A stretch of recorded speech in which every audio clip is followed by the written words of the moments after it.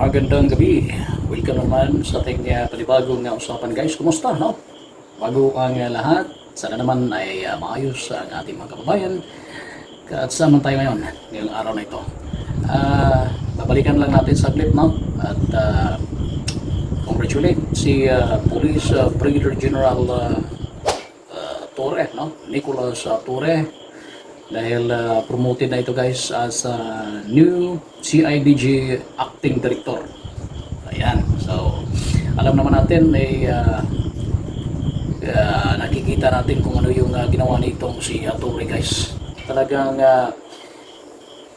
porsigido at nakataya yung kanyang karangalan, yung kanyang posisyon, yung kanyang pagkatao kung nagkamali ito, no?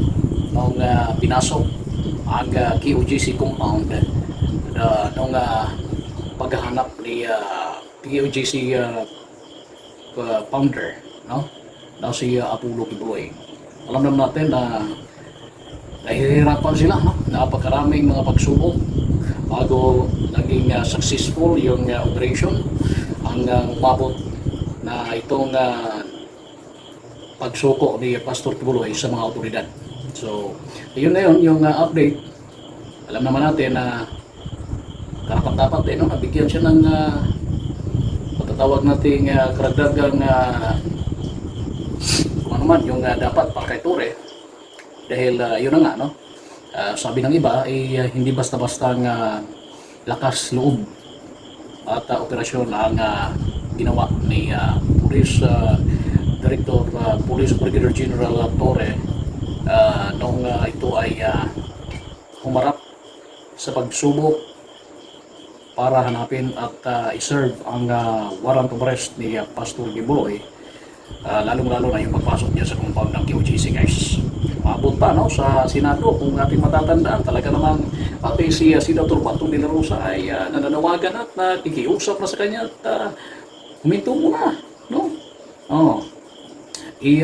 Atras muna yung tropa sa pagganap dahil babalik lang naman ito kung sakali meron naman silang impormasyon na nandyan talaga sa loob. Pero napakalakas ang loob nito si Torre guys, no? Napakalakas ang loob nito si Torre at nagresulta sa magandang epekto, nagresulta sa magandang kahinatan at tayo na nga andyan na ngayon sa batas, andyan na ngayon sa kulungan itong si Pastor Kibuloy at ang kanyang mga kasamahan, no?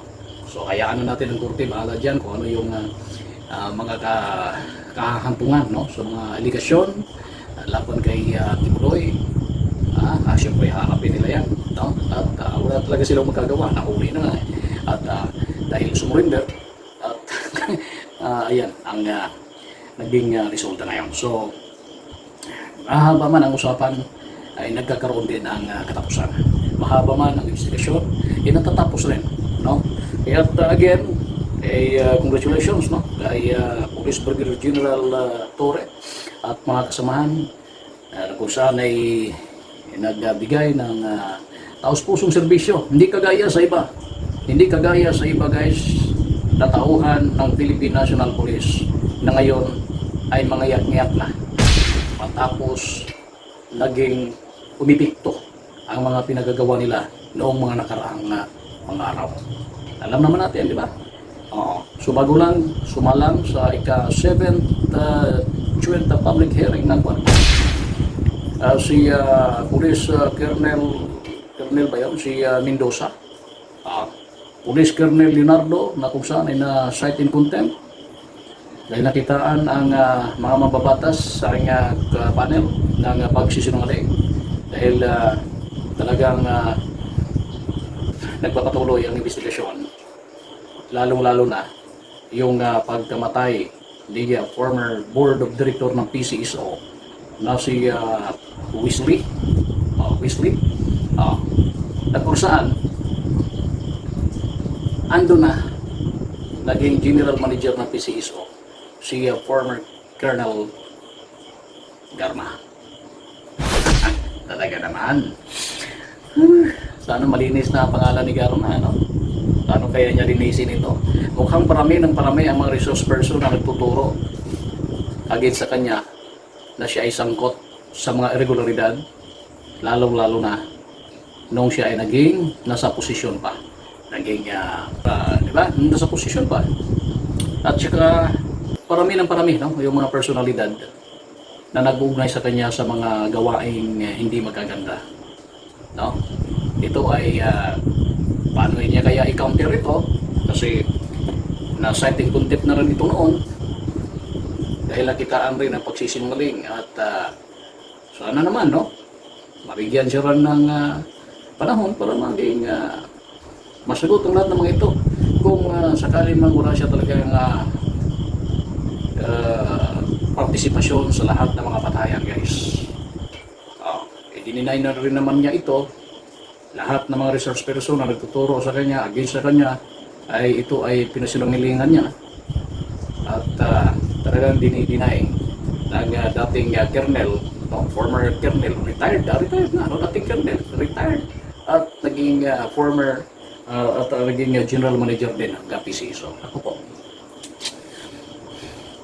So, ngayon, nagpapatuloy yan, no? Hayaan na lang muna natin yan kasi umabot na sa ikasabihan paglikiring ang ginawa ng Quadcom sa ngayon. Habang focus lang muna tayo nito, no? Itong balasahan, no? Natupad na ang panibagong balasahan, guys. Philippine National Police na kung saan si Philippine National Police Chief General Romel Francisco Marbel, no? Ay nagtalaga na or itinalaga na bilang acting director ng Criminal Investigation and Detection Group or CIDG. Itong si Police Brigadier Nicolas Torre, guys, yung sinasabi natin kanina. No? So, samantalang, yun nga, kasi kung mayroong mapromote, mayroong aalis, mayroong papalitan, at sino yung papalit. No? Yun nga. So, nagsisimula yun, no? Effective last September 25, ay umupo na bilang bagong acting CIDG director, si Nicolas Torre. At umalit, no? Ang katakdang umalit bilang acting regional director ng PRO11 ay si Brigadier General Leon Victor Rosete. Talagang ano rin ito di ba? Si Rosete talagang masipag din ito, no? Masisipag din ito. Kung saan papalitan ni Torre si Major General Leo Francisco na inilipat naman sa Personnel Holding and Account Unit.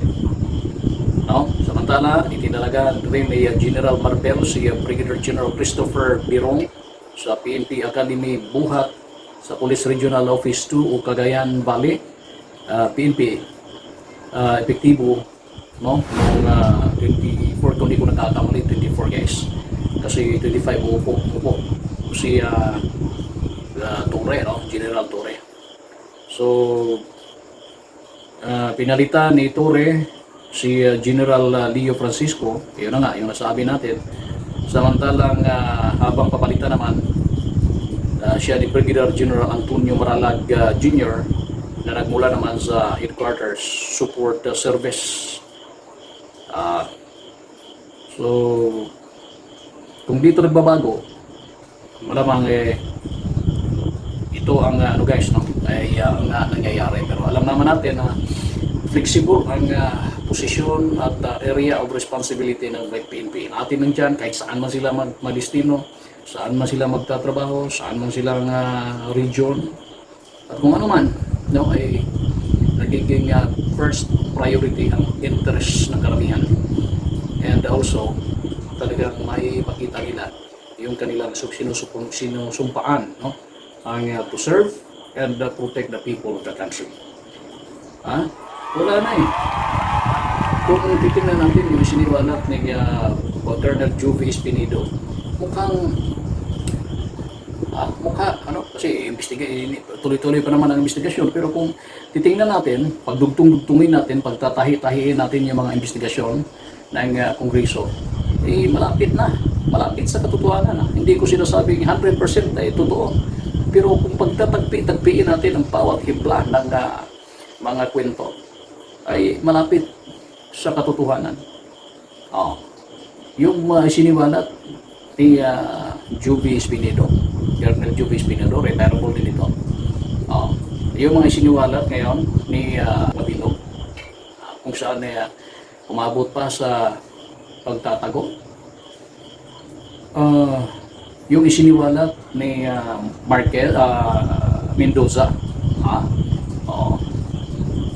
At saka sa iba pa, kung pagsasamahin natin guys, makikita at makikita natin kung ano talaga yung tototohanan. Pero siyempre, under investigation yan, mahirap naman na ma-preempt natin yung investigation. Mahirap naman na pangunahan natin yung korte. Mahirap naman pangunahan natin yung ginagawa ng legislative branch ng government, yung ating mga mababatas. Kaya makikiramdam at patuloy tayong makikinig sa mga usapin na yan. Di ba?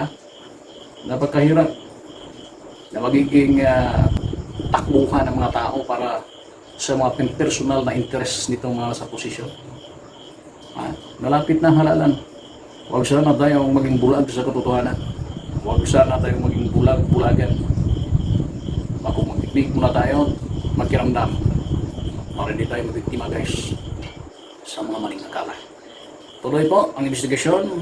Yan, hala na kung anong mangyayari. Ang importante na ipakita at ilabas kung ano man ang dapat ilabas sa publiko. Dyan sa House of Representatives, Senado, buong Kongreso. Salut po ako sa inyo dahil sa mga ginagawa ninyo. Sana ililitaw at ilitaw ang katotohanan at kung sakali man na ito'y magkarating ang usapin doon sa korte, bahala ng korte, bahala ng court, bahala ng husgado sa kanilang trabaho. Okay, so hanggang sa muli guys, ito po ang G5 TV. Sana naman ay makamtan natin ang katahimikan, makamtan natin ang tunay na katotohanan at di tayo malimlang at di mananaig ang kasamahan. Maraming salamat at mabuhay.